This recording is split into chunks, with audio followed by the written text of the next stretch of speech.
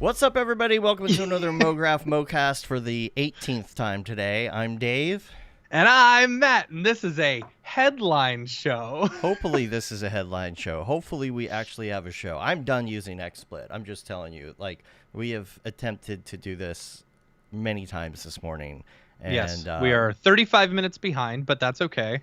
That's okay. We even spent 4 hours yesterday prepping everything. Prepping for the show, for all of this, just to have it not work because, you know, 10% of CPU is too much, apparently. So right. So wow. Good old live events. I hate them. Right. One of the reasons we can bring you to this show is because of our sponsor, Otoy. And they are Mograph's universal sponsor. You know who they are, the makers of Octane Render and the Render Network. Great friends of ours. With Octane Render and the Render Network, you can make beautiful renders and render them quickly. We got some stuff to talk about soon about Otoy here in the next couple minutes. Just go to otoy.com. Thank them for helping to make our show possible. And now I'm going to hit the button that I hit last time that froze everything. And we're still here. Yay! This is where we left off. Wow. So follow us on all the things. We have a poll. We made it 5 minutes into the last show. I know. Are people even here anymore? I sure hope so. We got two people. God. You know, the two people who were watching before. Yeah, right?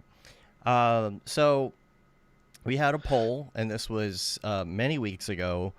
Because of Australia and everything, we didn't have a couple shows, and then we didn't follow up last week. But that poll was about drones. Should the U.S. have the right to ban DJI despite them having millions of existing customers? 17% said yes, and 83% said no, which is interesting, I think. I think the people who voted yes misunderstood the question because the government, you know, technically does have the right to do whatever they want as long as Congress passes it. But should they? I don't think they should. I mean, if there was an issue early on, they should have figured that out earlier. I mean, if they can give me my money back for all my drones, that'd be great. Sure. You know? Yeah, totally. But, all right, so let's get to headlines.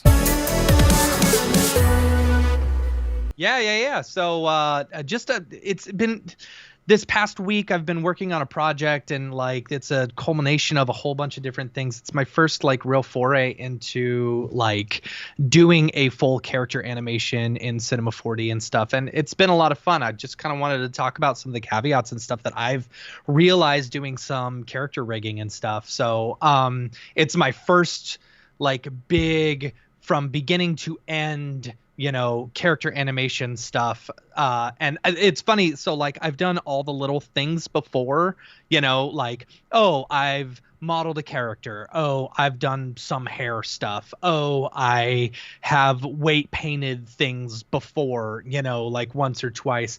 Oh, I've motion tracked a scene, you know, and put something in it. I've also, you know, brought a pre-rigged character into it using Mixamo and stuff. But this is my first foray into like taking a character from like modeling it from scratch and then weight painting it, rigging it with bones and stuff like that, and then doing the animations and blah blah blah blah blah blah blah blah blah. It's been a lot of work, and it's actually been, well, I don't need to do that yet. Sorry. One yet. That's all right. But yeah, it's been a lot of fun, and I used to give, you know, C4D crap for not having great like animation tools. And maybe they don't, but well, you don't mean animation tools. You mean like character, tools, right? Like rigging tools and stuff like that. And I used to give it crap, but like, I didn't find this to be actually too terribly difficult. They've got a auto rigger, you know, that is for both quadruped and bipedal. And, you know, normally if I'm doing like a bipedal, character or something like that, I've done a bunch of stuff for David Lopez. He's a YouTuber, where I'm like taking characters like modeled characters, and then I'll throw them into Mixamo and then take the different animations and stuff. And that's easy. But it's like this time I actually went through and I rigged the entire thing and weight painted it, you know, and I didn't find it to be too bad. Like everyone has complained about character stuff, and it's like, maybe we're just the problem. Maybe cinema's not the problem. Maybe we're the problem. I'm the problem. Because it's me. Yeah. I just think I think it's interesting because maybe there's not a ton. Of course, I don't do. This is my first foray into like full character animation by myself doing it. I've never used another program like Blender or Maya in order to do it, but I have found it to be surprisingly, intuitive once you understand weight painting. That's the biggest thing. I went through years and years ago doing some weight painting stuff, so I have a pretty good understanding of it. I tried the quadruped auto rigger that they have, but it didn't work well. It wasn't super intuitive. The walk cycle looked weird, so I was like, I need a lot of control over this, so I'm just going to do it myself. The hair system in C4D was surprisingly robust. One thing that I wish they would change though is when you're rescaling your character, when you're scaling it by object or whatever, it does scale the length of the hair correctly, which is great, but it doesn't scale the thickness because the thickness is based off of a material instead of the actual hair item inside of cinema. So when you scale it up, you have to adjust, either your hair or you take your pre-tracked scene. And then what I've been doing, and this is a little quick tip here. So I've been taking my scene, I'll take one of my characters and I'll scale it up to whatever I need it to be, and then I'll delete that character. I'll have copied the scale and then I'll go in and resize my entire scene to match that scale. So I don't have to go into the hair over and over again and change, multiply it or divide it by so-and-so amounts, and it's worked really well for me. And also motion clips. Motion clips are freaking awesome. Oh yeah, motion clips are great. Dude, I've used motion clips before, with Mixamo characters and stuff like that, and it's been great, but like this is the first time it's like, okay, I'm doing all the animation. I'm doing the run cycles, I'm doing the walk cycles, I'm doing the jumping, I'm doing the sitting, I'm doing all these things, and being able to just bring them into cinema and say, okay, here, now blend in between this one, now blend in between this one. It's like if you know what animations you need and you've already got them pre-built, what's great is like now that I have them, I built them as one project, and I've got like 10 scenes that I have to do. So it's like, okay, I've built them all now in one project. I can bring them into the 10 scenes that I have to do and just mix and match. It's been super nice. Motion clips are great. And then the biggest issue I ran into was with motion tracking. Normally what I'll do, some of the stuff that David Lopez sends me is just relatively easy to track. You've got a lot of tracking because it's mostly outside. So tracking outside stuff is cake. There's lots of information there. But this stuff that this client sent me was highly reflective, which sucks. Oh, that's the worst. When you're tracking floors and stuff like that, 90% of the time when you're just doing tracking, it can track really well. Most software can. So you didn't have any markers? Is that the I didn't problem? have any markers because I was... Yeah, that sucks. Oh, yeah. Well, the scope there was a little bit of scope creep on the project, which is fine. Like I kind of told myself that for me, this was a project where it's like, okay, I'm going to do this from beginning to end and I'm really excited about it, so like I'm going to take extra time just because I want it to look good, and I'm not necessarily going to charge my client for it because it's something that I want to be proud of, Anyway, so with the motion tracking, normally I'd take it into After Effects. I'd track my scene. I'd create a point and then export a camera into Cinema, and then use that Cinema scene from After Effects in order to bring in my project. Well, with this, After Effects wasn't seeing anything. Like it would fail every single time. And there was a lot of movement on the camera and different focal lengths and stuff like that. So I tried PF Track. You're a big fan of PF Track. I've known that from the past. Yeah, absolutely. Yeah. So my biggest issue with PF Track was that it wasn't super intuitive. Like, they've got a whole node-based system and stuff like that, and it wasn't like really easy to understand. But I was impressed with the price. It was like, normally I will say one nice thing about the subscription model that a lot of people have gone to is that if you need a software for just 1 month, it's very easy to incorporate that cost Right. into the project, I agree. versus like buying an entire software package for one project really sucks. Like, for example, PF Track normally is like, what, $500 or $1,500 $250. a year. No, it's That's what it probably, I think was it's when I gone bought it down last year. significantly since then, Right. because it's probably around like maybe $150 or Right. something like that a year. But this one, it was $15 a month. And I was like, oh, $15 a month. I can easily throw that away even if this doesn't work, And so I spent a lot of time, trying to get one specific shot tracked, and it just wasn't doing great. I went on to our Slack channel. If you're not a member of our Slack channel, you should email us and we'll send you a link. But on our Slack channel, I just asked, I was like, hey, what's everyone using for tracking? And so, and the good majority of people were like, use Synthise. It's I'm Boris. surprised that's still Synthise. Wait, Synthise Yeah. is Boris? Yeah, it is now. Yeah, they bought him a little while ago. Boris is all about like, tools for compositing and stuff like that. Right. The 3D motion tracking and the Mocha stuff, and now Synthise, like all of it together is pretty powerful. So I did. Unfortunately, that one was $50 a month. So I did a test of that. And what was awesome about it is you just hit auto and it auto does it. Like, it was perfect. It was super nice. There was maybe one or two shots where I had to actually physically go in and do some markers myself. Does it still have the big green button in Synthise, like the it does, yeah, or whatever it is? It Yeah. just says auto, and then like 10 as you're years. up. Yeah.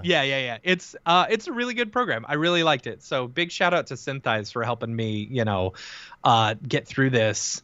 And going back to subscriptions, like I said, I was really happy that, the monthly stuff. I wish there was more companies, who understood the need for like a monthly versus a yearly. The one I'm calling out in particular is Keyshot. I've got one client who loves Keyshot. Dave, I don't know if you've ever used Keyshot. It's pretty awesome, I do have to say. And for creating stills and Right. For like almost like product visualization and stuff like that. Keyshot is fantastic, and it is so smoking fast for doing just like a still render.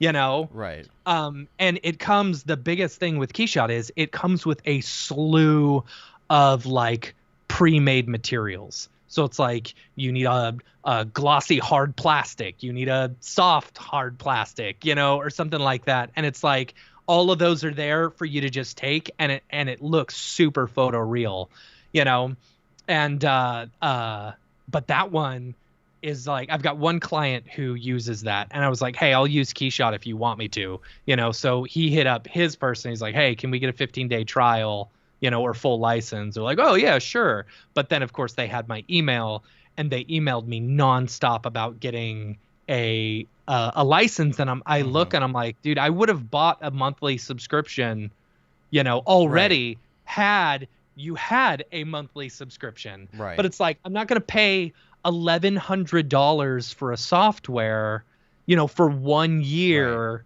Right. if I'm only going to use it maybe twice a year, And I did that last or year like or the year before with PF Track.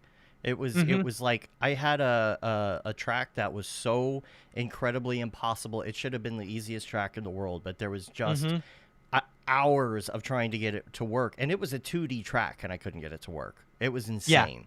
And it was the same thing. It's like, okay, now I've got to buy PF Track for $1,500 to make this work. Yeah. And now apparently they've changed it since, but Yeah.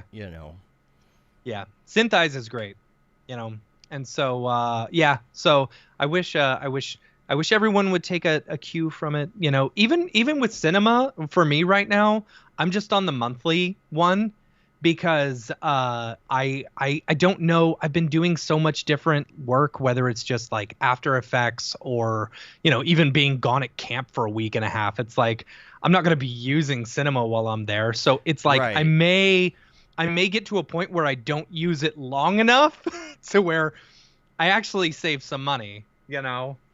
Yeah, you need like an So yeah, on-off I've got, button, and then you just pay for how many yeah. days you had the on-off button Also, earlier, you know? also the big thing is like, you know, the Max on one, I wish they would do this. It's something that irks me a lot is that, and this is a lot of people in the C4D subreddit have talked about. It's like, I don't like that you have to subscribe to Max on one in order to get the full version of cinema with all the different like nodes and capsules and stuff. You know, if you don't, you don't get all the capsules.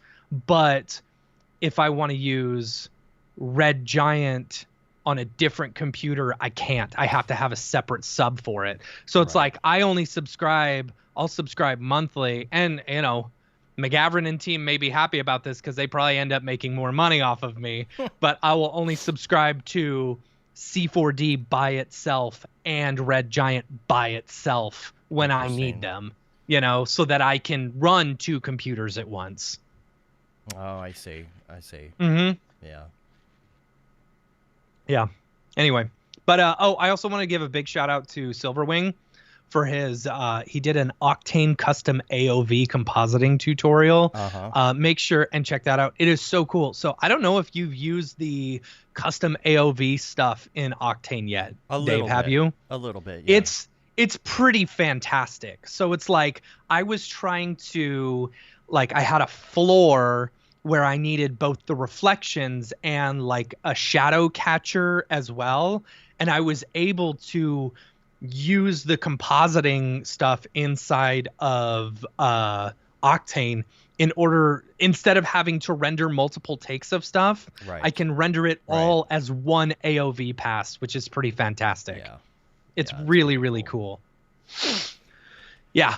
So that's my I'm super excited to have this done. It's been on my plate for like a month or so, you know, working on it, and it should be out at the end of the month. So make sure if you want to check it out, like once I've got it done, follow me on my Mograph account, mattmilstead.mograph.com, and then I'll be posting like a project breakdown and stuff like that on there. Yeah, follow me too. I'll be posting game videos instead. Yeah. No, I do have some breakdowns. You know, before I went in the hospital, I actually was in the middle of doing a really fun breakdown video on something, and I just lost interest. I'm just taking a break from posting design stuff for a while, but I'll go back to it eventually. I'm going to do what you love, man.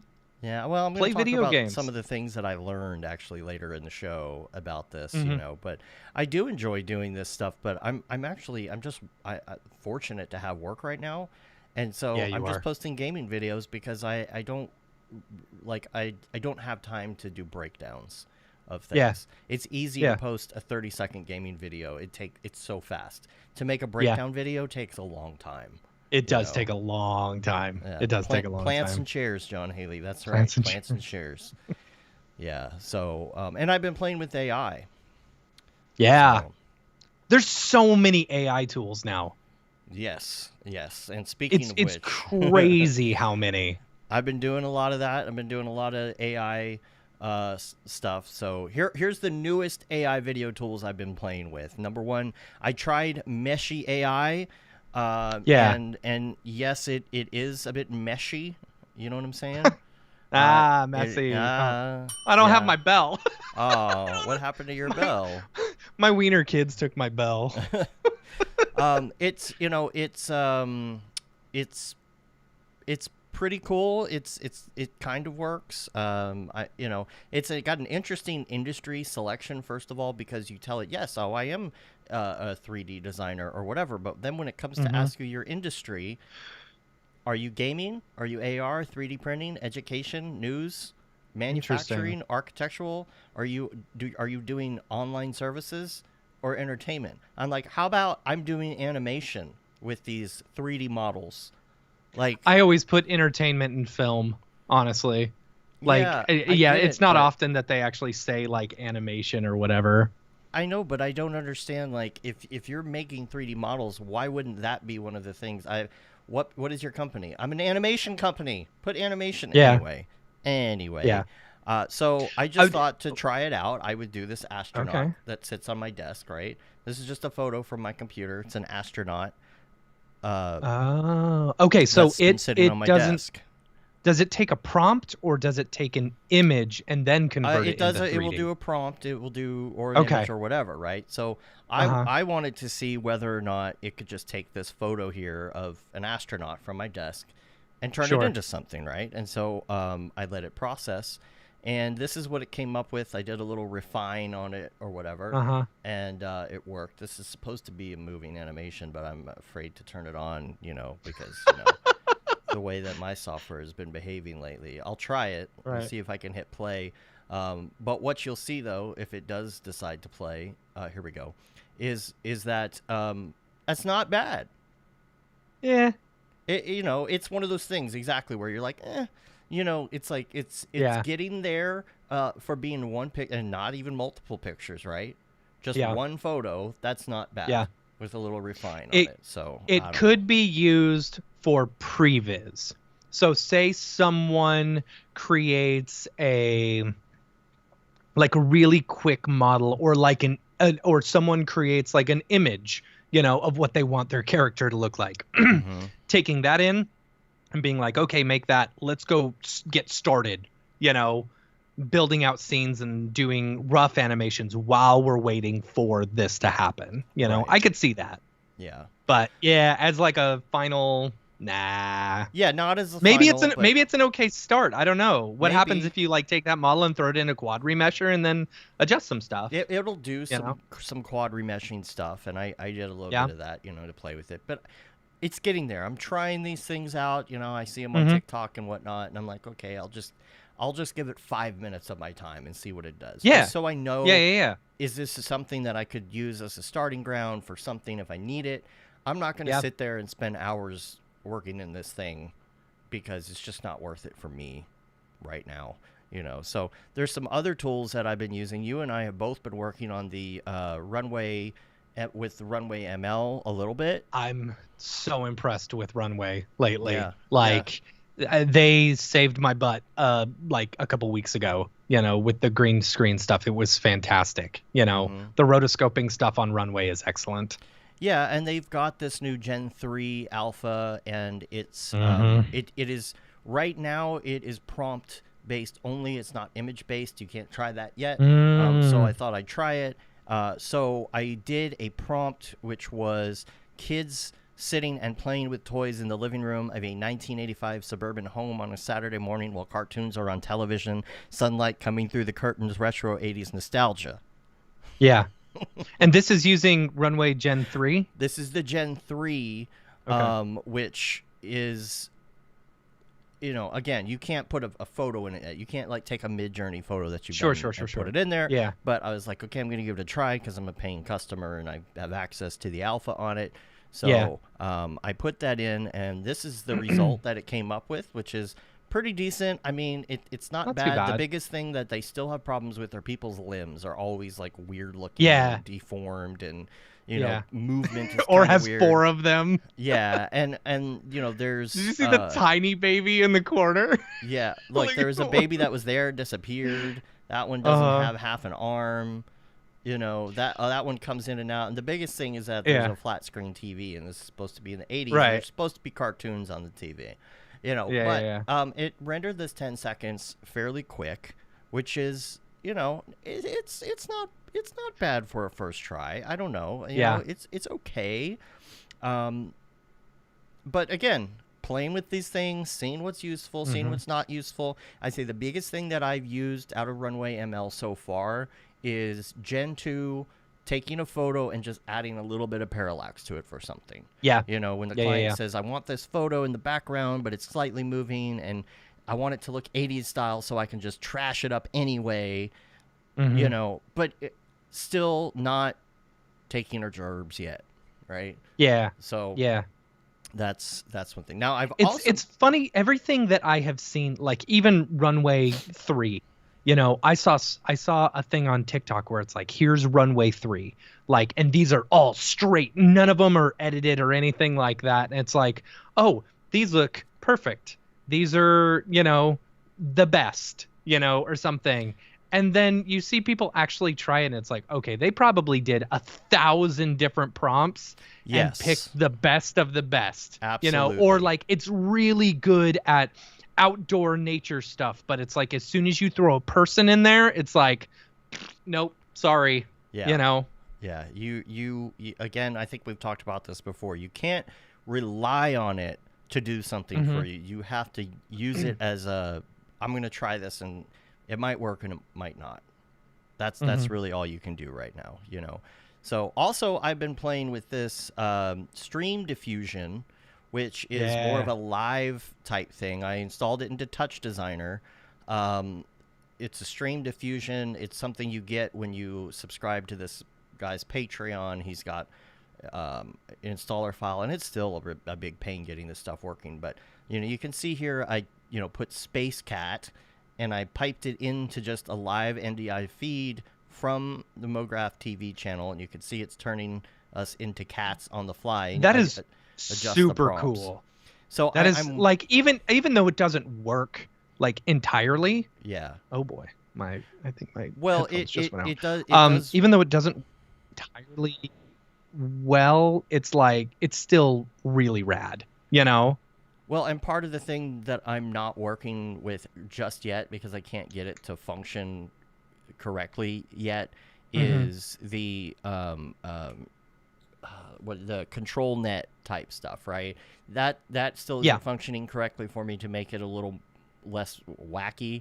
But what I am doing though is I'm trying to work on, this was originally something like a concept thing we were working on for Black Eyed Peas. It didn't end up happening.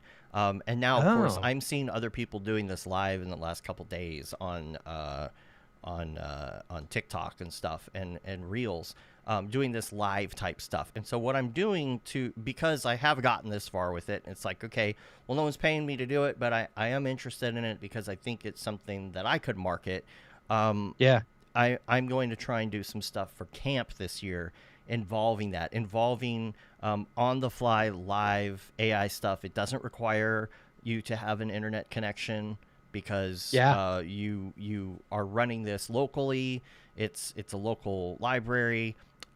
You've got multiple inputs you can do. You can put prompts in. I'm really going to mess with that. I'm going to do some stuff with a Z-depth camera, like a Kinect and things. Just messing around for some stuff. If you were at camp last year, you saw that I had the TVs and stuff out there, like the old school TVs, kind of something like that. But there's going to be a little more interactivity in it. We can also double it up maybe as something like for, DJ booth or something. Like, just to try and play with it because I'm really having fun with it. I bought a full license of Touch Designer. And that's cool. I'm really liking it. So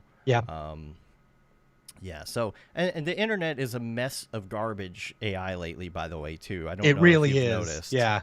Have you been on Facebook lately? I have. Seen the garbage? I mean, I go there occasionally, but like, there's so little activity on Facebook nowadays. Know.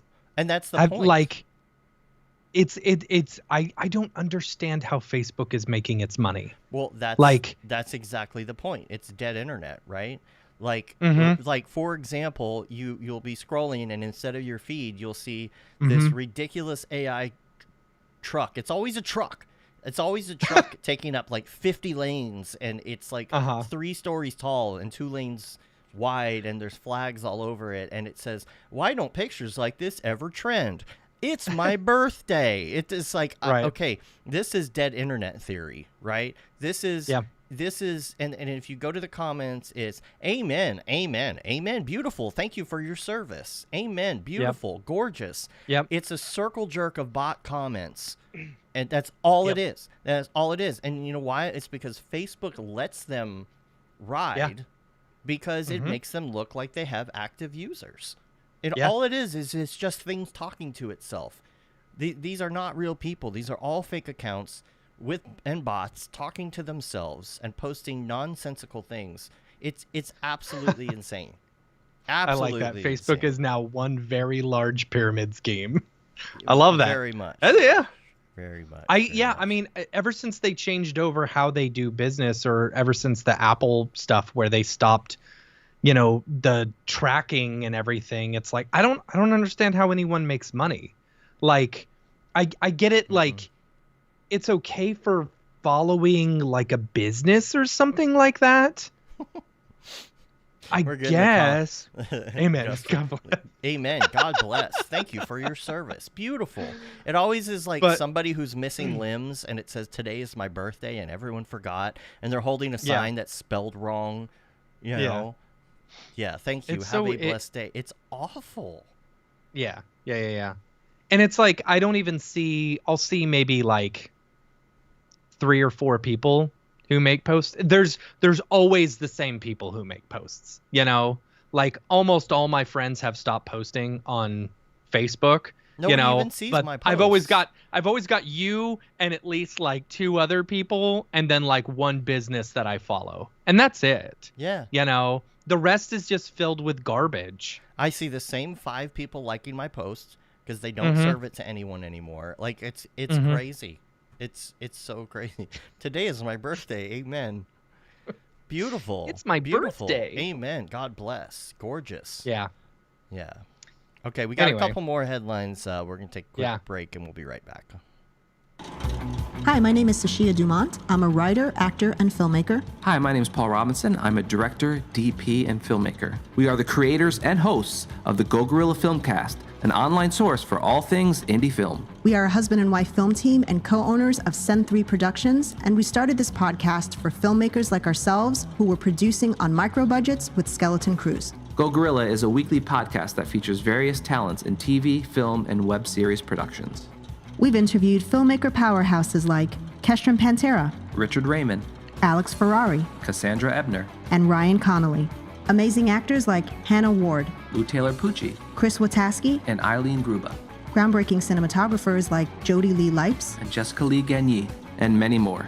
We also offer weekly reviews of our favorite films and shows, which vary from low-budget first-time filmmakers to A-listers and everyone in between. Go Gorilla is proud to announce that we have officially joined the Mograph Podcast Network. So if you love filmmaking as much as we do, tune in every Sunday for a new episode of the Go Gorilla Filmcast, your source for all things indie film. Now available on the Mograph Podcast Network. We need to get them to update that to where it doesn't say now on the...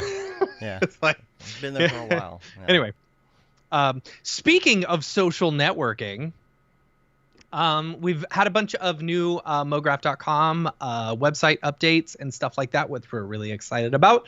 For those who don't know, Mograph.com released its own kind of social network type thing. It's kind of a one-stop shop for artists. You can post your demo reel, your portfolio, different projects that you've worked on. You can also post jobs if you're looking to get some help. You can sell your digital goods if you've got, like texture packs or HDRIs or anything digital you want to sell. Right now I'm selling an STL 3D print stuff, notifications. Also a big one is groups. If you have a meetup group or you want to start a meetup group, you can start a meetup group and or find one. We've got a handful of them already, which is great. But we've added a bunch of new updates to the site. The biggest one, of course, was notifications. We noticed once we launched the site, we had no way of seeing how people were commenting or liking or whatever on your activity feed, which is great. So like now, if you go to the website, you'll see Justin's still going off. Justin. I can't find a job in the motion industry, and it's my birthday. Press thumbs up to give me a job. Amen. There you go. So that might be a good way to get business. Notifications are the big update that we've got, which is great. So you just go to the site, you'll see a little bell icon in the lower right, and you can see who has liked or commented or whatever. It's a great way to keep up with everything. And then a big reminder, I saw a bunch of people posting, oh, I'm moving over to Kara, and then they really didn't. But I want to remind you that like with the Mograph site, we're actively working on, making sure that your work is yours, Right. So with the site, you own your work. We will never scrape it for AI or anything. It's just something that we don't do. We Dave and I have spent probably like 10 years, maybe longer, just building building stuff for the community, stuff that we think is important to the community. It's been a slow burn, that's for sure. What? So it's been a slow burn, that's for sure. It has been a slow burn. And Dave and I, we haven't been paid for any of it. It's all because every single dollar that we have ever made through Mograph and everything else has gone back into like doing stuff for the community. And this website is like the big thing that we put together. We wanted it to be a place where all people could go and sign up with and communicate and find groups. It's really a place where you can all your Mograph things can happen. So and with that, we want you to know that you own your work. Everything that you post, we're not using it for advertising or anything like that. If we ever wanted to, we would get your permission first. We won't scrape it for AI, and we're actively working with our developers. We've seen a bunch of these little things where it's like, oh, let's poison the image, so if someone scrapes it, right, it will be poisoned and stuff like that in the AI. And we're actively working with our developers on something like that. So we're really excited. Yeah. And then one last thing I want to mention: if you've got a meetup group or you and you don't have a Mograph meetup group yet, go sign up. We really want to push the groups. We really want to, there's no greater way of keeping that community bond than meetup groups and stuff like that. And, we know it through Camp Mograph and like all the events that we do. It's a great way to network and socialize and get work and stuff like that. And we are working with sponsors and stuff like that. I know a big hindrance on meetup groups is like funding. We don't have any funding for doing a meetup group, or we can't find a place. Start a meetup group on mograph.com. Hit us up. We're always looking to help out small little community groups and stuff like that through sponsorships. We have a lot of connections in the industry, and we would love to help in whatever way possible. So we want to build this community and stuff like that. Also, other few changes. We updated like the name and stuff like that. So now it shows your name and your username. You can update that, as well as we fixed where it was stretching your header. Yeah. So now it's like, it's right.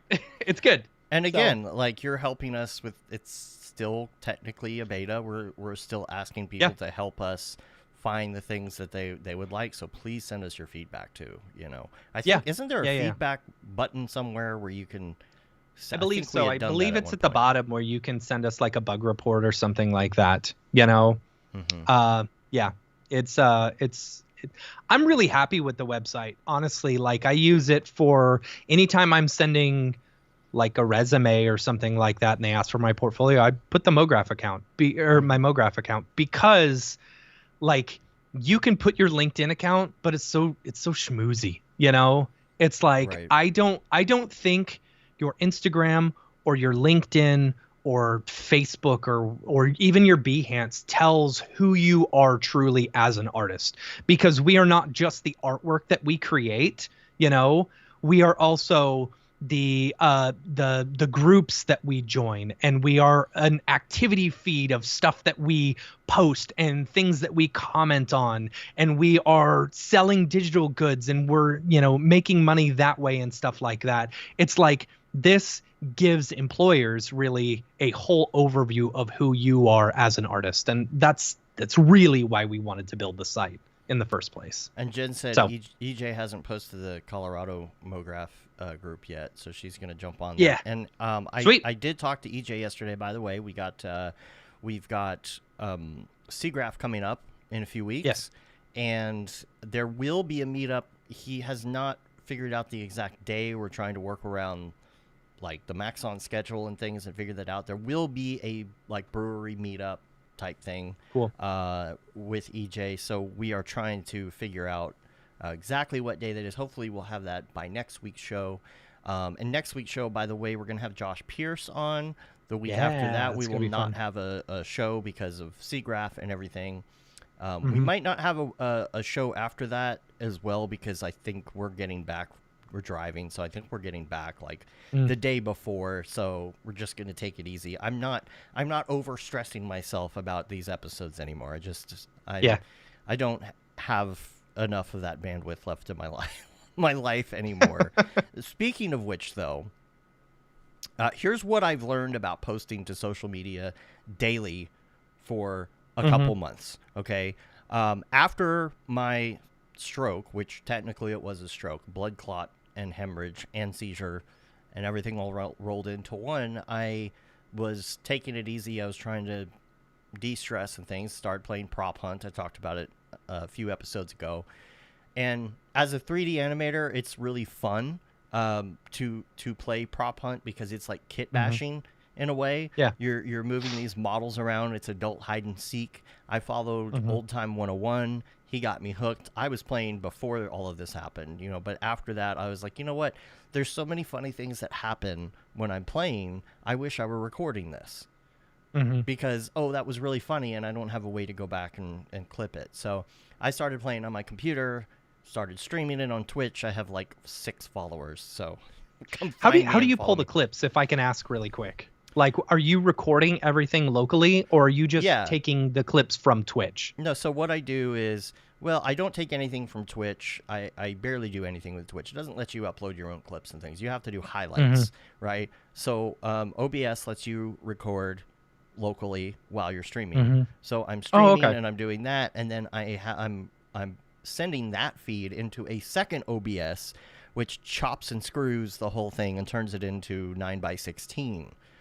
So that I can broadcast it on TikTok because I have enough followers where I can use the desktop TikTok streaming app. Okay. So you've got 2 OBS running at the same time. One is going to Twitch and one is going to TikTok. One is actually, it outputs an NDI, which goes to the TikTok app because you have to use the TikTok app. But in order to save bandwidth and CPU, GPU, I have OBS chop it all up into a different form, all using the one input, cropping and moving things around, and then that sends one feed to TikTok, so it doesn't take a lot of resources. Because I'm also gaming at 100 hertz at the same time. Yeah. I was gonna say, like, and you're not gaming on like your Xbox or whatever. You're gaming on your actual computer, right? Yeah, and it's running 2 OBSs and the TikTok stream and Discord and gaming. That's impressive, all at the same man. Time. Well, 2 4090s help. Yeah. But yeah. But so it's interesting. So I've got the Twitch because you got to have the Twitch if you're game streaming, right? Of course. Got the Twitch. That's the base. I've got the TikTok. That is where most of the people watch live, although not a lot of people, but still. But most of my hits are coming from Instagram. Most of my views of my clips are coming from Instagram, right? So here's kind of what I've learned, about which platforms you're using. TikTok is about your following, right? When I post a video on TikTok, I don't have enough followers and enough traction to go FYP or viral on any of that, right? So it's really about you hit my For You page every single time. That's because you follow me. I know. Right? But that's what I'm saying. Like, it's about your followers, right? So you see it because you follow me. As soon as I post a video, I get likes and comments from people who follow me. But usually that's it, right? When I take the clips, what I do, I have a really great system for this. It goes into Premiere, and I have kind of a template set up. So all I got to do is a quick edit and chop it down really fast. It takes me maybe, 10 minutes to edit a video. Right? That's cool. And then when I do that, I put it into this other format, into this other timeline, which auto formats it into the layout for TikTok. Export it out, done. Super quick, right? Yeah. So I post that to TikTok. Nobody watches it except my followers. But I put it on Instagram. Does TikTok, like, you've mentioned before where TikTok likes you to use their stuff. Do they hurt you because you're uploading that? They Okay. do. They absolutely do, and you could tell. And it was weird because Sorry, you've at probably got first, this written down. it's I'm in just here. jumping ahead. Yeah, at first I was getting a lot of I was getting a lot of hits right away. I would post the video, and I would get. By the time I posted to Instagram and came back to TikTok, I'd have a few hundred hits, right? That's a few cool. hundred views, and by the next day maybe I'd have 1,000. But the problem is, all of a sudden it's like they figured that out. They can tell when you're posting stuff from your. Is it your camera? Is it something you're posting from your recent photos? It's really weird. And all of a sudden they just completely just cut me down. And all I get, I'm like everybody says, you get stuck at that 200 views. That's it. However, I'm posting on Instagram and getting 1,000, 2,000, 5,000, 10,000, 20,000 views on some of these. And that is because Instagram is different. Instagram is about the people who don't follow you. It's about the people who don't follow you. That's what it is. 95% of the people who watch my videos do not follow me. And I'm not getting follows from these. I'm getting tens of thousands of views on some of these and no follows, because it is this organic kind of thing where a lot of times it'll bring you back around to these people, whether or not they follow you or not. Like, the algorithm's going to send you to them again. It doesn't matter if they follow you. So that's what's kind of different about it. And a lot of it goes out to Facebook. I get a lot from Reels on Facebook or whatever. And it gets a lot of likes too.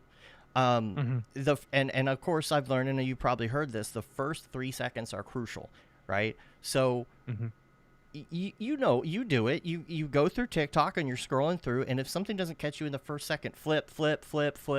You're just going through, right? You're not. I mean, if I see sponsored down at the bottom, or I see like a paid post, TikTok sale, immediately gone. Right. Absolutely. Yeah. And those first 3 seconds are crucial. So I started posting 1 second of the best part of the video first.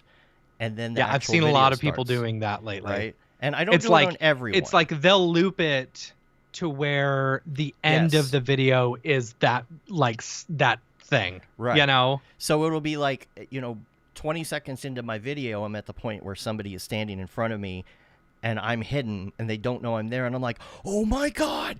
And I'll put that at the beginning of the video, and then I'll cut to the beginning of the video. Because it's like, okay, now I want to see what that was. That keeps them for an additional 10 seconds or so, right? Yeah. So it's a teaser. It's an appetizer. It's a hook. Appetizer. I like that, yeah. When, again, you think about how you scroll. That's how it works. And so I'm just kind of doing this for fun, but I'm learning a lot about it. And you have to let go, too, about the worry about what will work and what won't on these platforms. Like, you'll learn stuff and it will naturally come, like stuff like that, but like you're gonna drive yourself insane if you think too much about it, or when should I post this, or is this too much, or it won't be fun anymore, is what I'm saying. And the videos that I think will do well don't do well, and the videos I think suck somehow go viral. It's just crazy making if you overthink of it, if you overthink it like that, right? So just let go, and when you let go, somehow it works. I don't quite get it, as an artist too. It's infuriating because you spend weeks and weeks working on something, and because of just circumstance and coincidence, the time you post something, it might get 200 views, and you put all that time into it, and you're like, I want to show everybody 200 views. It's gone. People just scroll past it. If you would have posted it 15 minutes later, it would have gotten 20,000 views. It's just it's nuts. And so Insta pushes out. Have you considered only doing lives on TikTok and only posting clips on Instagram? Also, are you monetizing this at all? Interestingly enough, when I put my info into Instagram last week to say that I would like to try and monetize, all of the sudden, the clips that were getting 6,000 to 10,000 views went down to 1,000 views. Interesting. And just now, I'm starting to regain that traction. I don't know if that's a coincidence or not. I posted to TikTok. Most definitely. I mean, I post to TikTok as just kind of a primer of almost like practice, right? Because it doesn't take me but a minute to post it, because it's already made. It's already Yeah. in my Dropbox. I just post it and put a title on it. It's very simple to do. It's already edited. It's not, So TikTok wants you to pay, and they don't like clip farming. So that's part of the problem. I'm just posting it to post it. It might work, it might not. I'm posting them to YouTube too, although I have no followers on YouTube. Oh, you are posting on YouTube. It is on YouTube, and I did like a reel, like a best of reel last week. Just to put it out there, because you can't put that long form content anywhere else. Yeah. Now, what I'm finding interesting though is that when you analyze these videos, and I wish Instagram had more of the analyzation that TikTok actually has. It'll tell you how many people watched the whole video, right? It's not just the statistics on it dropped off after 3 seconds, which is the average for almost everybody, or it dropped off after 6 seconds or whatever, but how many people finished the video? Because that's a big deal, right? If it says you got 10,000 views, okay, well, how many of those people watched the whole thing, or a majority of the whole thing, or whatever, right? If you have 10%, that's a good number. Yeah. I mean, 5 to 10% is a good number to have of who actually finished the video. So Yeah. I wish I'd have more stats like that on Instagram, so I really knew, but I am working on that on TikTok. And interestingly enough, with the people that I have following me, my good videos are getting 10% completion rate, okay? So the next thing that comes into play are sponsored posts worth it, because TikTok wants you to spend the money, right? They want you to spend money. What do you to mean promote. spend the money? Oh, they want spend people money. to buy stuff. They want you to buy, right? And I think I sent It you used this to be the other day. so much fun. TikTok used to be great, but man, it has gotten super spammy lately. But I think I sent you this ad I saw the other day. It was a TikTok ad, okay? And the person comes up. This is a sponsored ad for TikTok, and the person says, "Want to grow your audience more organically? Pay for paid social media posts." I'm like, wait a minute, that's not organic. That doesn't make any sense. You want to grow organically, so here, buy some followers? That doesn't make any sense. Yeah. Organically means you're not spending any money for this, right? So just as an experiment, I decided I am going to promote one of these videos to get followers, because the biggest thing for me is you shouldn't have done that. You shouldn't have done that. I've done it before. It's not anything new. Okay, so I know what you're saying, but it doesn't matter to me because my TikTok is only for going live. That's it. It's only for going live for me. I don't care about, I really don't care, right? So TikTok ads, you pay to get followers, and you assume that when you do this, you're going to say, okay, select an audience, which you do. I said, I want a gamer audience, okay? Because these are the people that are going to like these kind of clips, okay? So I do that. It rolls out. I start getting followers, okay? Now, you would think that you get the followers because they watch the clip, and they're like, oh, this is cool. I like this person. I want to see more of this. I'm going to follow you. Okay. But what happened to that video that I had 10% on when I paid? Get the 10% video completion. Guess where the video completion rate went down to? 0.5%. Yeah. So I'm getting these followers from people that aren't watching the videos. That means that you're serving this to people and giving me BS followers that don't care. You're giving me followers so it looks like I'm getting my money's worth, but they don't care. They're not joining the lives. They're not watching the other videos. It's all just a bunch of garbage. It is. All garbage. Social networks should be simple. They should be clean. We'll get lives working on Mograph.com eventually. Yeah, someday. That would be nice. Yeah. Okay, well, that's pretty much it. But before we go, we were going to talk about camp real quick. Yeah. Last thing, just 2 months until camp. I am not ready. Just coming off the tails of Camp Australia, and now ramping up to go into Camp Chicago. Super excited about it. But yeah, for those who are new to camp, who are going. Make sure you head over to the camper portal and you can watch a video that Jags and I did as like kind of an overview of what to expect at camp. You can also see a packing list as well as sign up for the shuttle. So, get ready for camp because it's coming up real soon. We should probably get ready as well. And thank our for that. sponsors. Oh yeah, let's thank all of our amazing sponsors. Which Dave, okay, it hasn't been updated. I got the new Already Been Chewed logo, and I thought I saved it, but anyway. We'll fix it. For big next shout week. out to our universal sponsor, Otoy. Thank you so much for being such a big supporter of all that we do, as well as our village sponsors, both Maxon and Sony, and our integration sponsors, Swarovski, Grayscale Gorilla, Motion Hatch, Stash Magazine, and Already Been Chewed.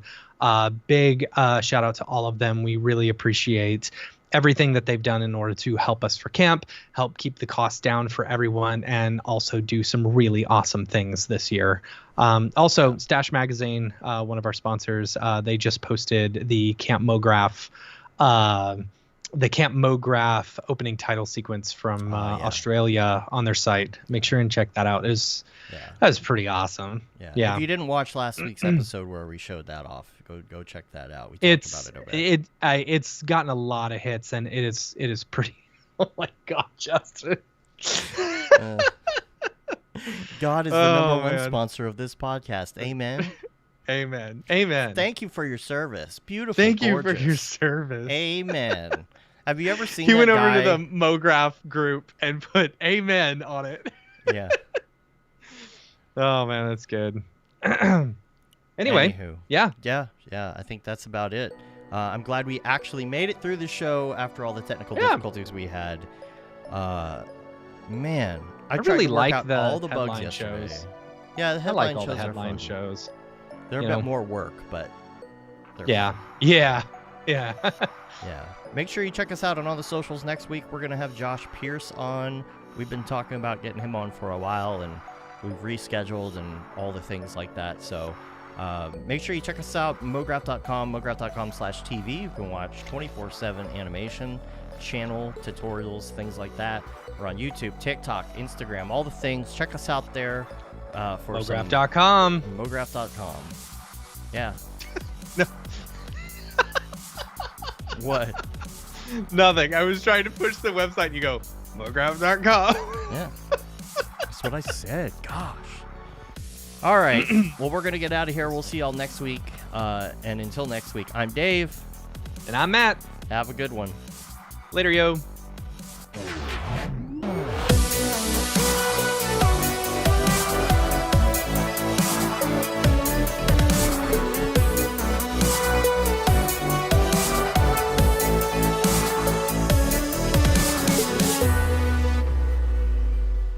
It's pretty good, I guess.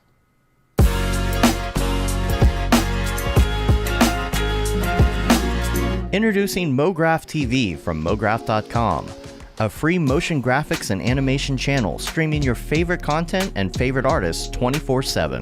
Mograph TV features motion graphics tutorials, talks, tips, inspiration, and replays of popular live shows.